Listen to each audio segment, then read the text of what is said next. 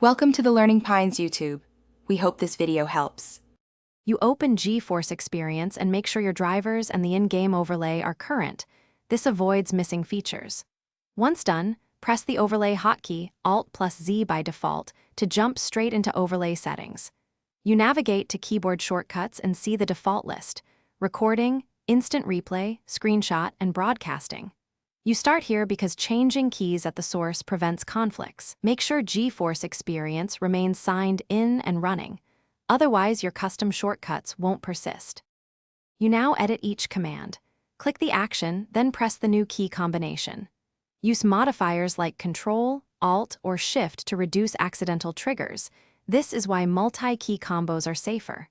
Once set, the UI will flag conflicts. Resolve them immediately by choosing an alternate combo or disabling the conflicting feature.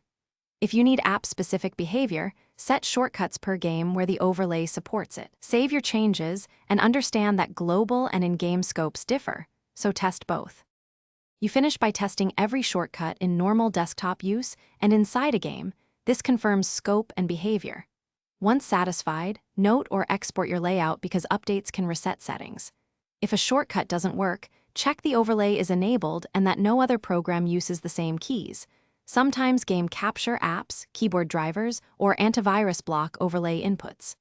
As a quick fix, run GeForce Experience as administrator. Restart the overlay, or reinstall the overlay component to restore functionality. Thanks for watching. Consider subscribing if we helped you.